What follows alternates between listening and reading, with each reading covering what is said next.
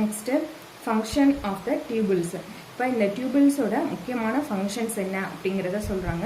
இப்போ proximal convoluted tuple PCT வந்து பார்த்தீங்கன்னா இதான் proximal convoluted tubule. Proximal convoluted tubule is line by simple cuboidal brush border epithelium. PCT வந்து எதனால made up of ஆயிருக்கும்னா simple cuboidal brush border epithelium which increase the surface area for reabsorption. Reabsorption க்கு helpful இருக்கு. Nearly all of the essential nutrients and 70 to 80% of the electrolytes and water are reabsorbed by this segment. 70 இருந்து 80% வந்து electrolytes வந்து இந்த இடத்துல reabsorption ஆகும் அப்படின்னு சொல்றாங்க. And வாட்டரும் இந்த இடத்துல reabsorption ஆகுது. அதாவது electrolytes and waters are reabsorption in PCT, அதாவது proximal convoluted tubules. PCT also helps to maintain the pH and ionic balance of the body fluids by selective secretion of the hydrogen ions, ammonia and potassium ions. அதாவது PCTல பார்த்தீங்கன்னா இந்த மாதிரி reabsorption மட்டும் இல்லாமல் வேற என்ன நடக்கும் அப்படின்னு பார்த்தீங்கன்னா ஹைட்ரஜன், பொட்டாசியம், அமோனியம் அயனோட செக்ரீஷன் நடக்கும். எதுக்கு அப்படின்னா pH பேலன்ஸ்க்காகவும் பாடியோட அயனிக் வந்து balance பண்ணுறதுக்காகவும் into the filtrate and by absorption of bicarbonate from it.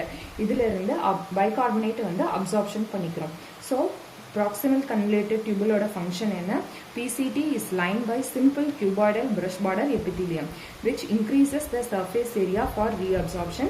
Nearly all the essential nutrients water reabsorption ஆகுது, sodium chloride reabsorption ஆகுது, and also secretion of hydrogen ions, potassium and ammonia for maintenance of the pH and ionic balance காக, and also reabsorption of bicarbonate வந்து இருக்கு அப்படின்னு சொல்றாங்க. Okay. அடுத்து Henle's loop. Reabsorption in this segment is minimum. Henle's loopல பார்த்தீங்கன்னா reabsorption கம்மியாக தான் இருக்கும். However, this region plays a significant role in the maintenance of high osmolarity of medullary interstitial fluid. Osmolarity balance வந்து மெயின்டைன் பண்றது வந்து இந்த region தான் அப்படின்னு சொல்றாங்க. The descending limb of loop of Henle is concentrates the filtrate. The descending limb of loop of Henle is permeable to water but almost impermeable to electrolytes. இது வந்து ரொம்ப இம்பார்ட்டன்டான பாயிண்ட் இது. அதாவது லூப் ஆஃப் ஹென்லியில் வந்து பார்த்தீங்கன்னா ரீஅப்சார்ப்ஷன் மினிமலாக இருக்கும். ஆனால் பார்த்தீங்கன்னா ரொம்ப முக்கியமாக வந்து இந்த டிசெண்டிங் லிம் வந்து பெர்மியபிள் டு வாட்டரை வந்து பெர்மியபிள் பண்ணுற மாதிரி இருக்கும். பட் இம்பெர்மியபிள் டு எலக்ட்ரோலைட்ஸ்க்கு வந்து இம்பெர்மியபிளாக இருக்கும். எது அப்படின்னு பார்த்தீங்கன்னா நம்மளுடைய இந்த லூப் ஆஃப் ஹென்லி நம்ம முன்னாடியே படித்த மாதிரி. இது என்ன கார்டெக்ஸ் மெடுலா அப்படின்னு கொடுத்துருக்காங்கன்னா கார்டெக்ஸ் ரீஜியனில் தான் PCT இருக்கும், DCT இருக்கும், நம்மளுடைய இந்த மால்பீஜியன் பாடி வந்து இருக்கும். மெடுலரி ரீஜியனில் தான் பார்த்தீங்கன்னா இது outer medulla, inner medulla. Outer மெடுலால இந்த லூப் ஆஃப் ஹென்லியோட பாதி லிம்ப் இருக்கு. இன்னர் மெடுலால பார்த்தீங்கன்னா இதோட பாட்டம் வந்து இருக்குன்னு படித்தோம். இதை வச்சு தான் வந்துட்டு கார்டிகல் நெஃப்ரானா, ஜெக்ஸ்ட்ரா மெடுலரி நெஃப்ரானான்னு சொல்லி முன்னாடி படிச்சிருக்கோம். ஜஸ்ட் ஒரு ரீகால்காக சொல்கிறேன். ஓகே, இந்த லூப் ஆஃப் ஹென்லியில் வந்து பார்த்தீங்கன்னா வாட்டர் டிசெண்டிங் லிம் வந்து permeable to water, impermeable to electrolytes.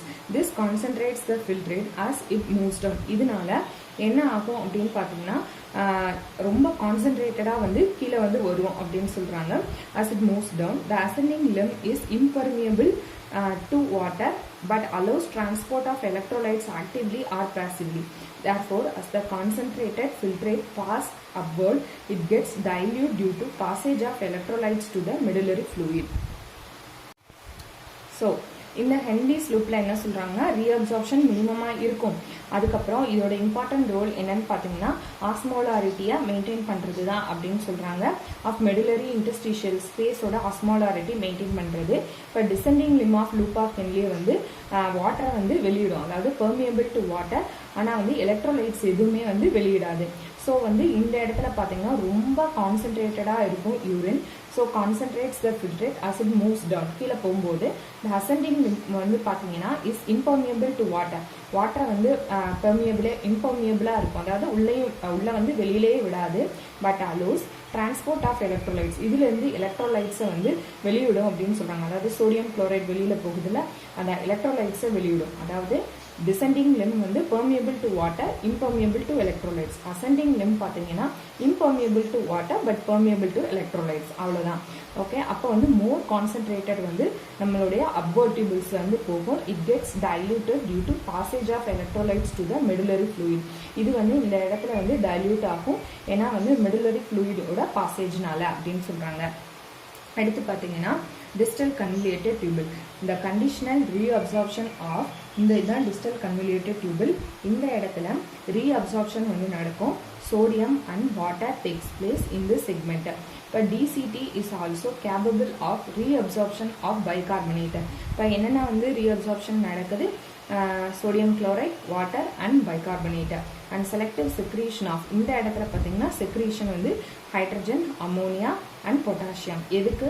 for pH balance and sodium potassium balance in the blood காக. அடுத்து collecting duct. இப்போ collecting duct ஓட என்ன function? இதான் நம்மளுடைய collecting duct. this long duct extends from the cortex of the kidney to the inner parts of the medulla. cortex of the kidney ல இருந்து inner part of the medulla வரைக்கும் collecting duct extend ஆயிருக்கு. large amounts of water could be reabsorbed from this region. நிறைய water வந்து இந்த இடத்துல reabsorption ஆகும். அதான் வந்து இப்போ வாட்டர் வெளியில் இந்த சிம்பிள் போட்டிருக்காங்களா, வாட்டர் வந்து reabsorption ஆகுது. could be reabsorbed from this region to produce a concentrated urine. இதனால யூரின் வந்து நல்லா கான்சென்ட்ரேட்டடாக இருக்கு. நம்ம முன்னாடியே படிச்சிருக்கோம்.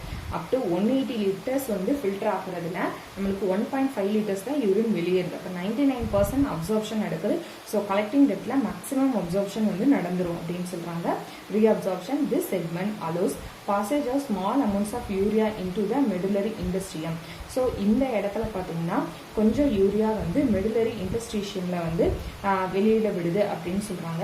எதுக்குன்னா டு கீப் அப் த ஆஸ்மோலாரிட்டியை வந்து மெயின்டைன் பண்றதுக்காக. It also plays a role in maintenance of, இது மட்டும் இல்லாமல் pH balance, ionic balance of the body by the selective secretion of. இந்த இடத்துல வந்து ஹைட்ரஜனும் பொட்டாசியம் அயனோட செக்ரீஷன் வந்து நடக்குது அப்படின்னு சொல்றாங்க. So what are the functions of collecting duct அப்படின்னு பார்த்தீங்கன்னா, கலெக்டிங் டக்ட் வந்து which extends from cortex to the inner medulla. Okay, large amounts of water வந்து reabsorption நடக்குது. and some amount of urea வந்து medullary interstitial spaceக்கு வந்து போகும் for maintaining the osmolarity காக.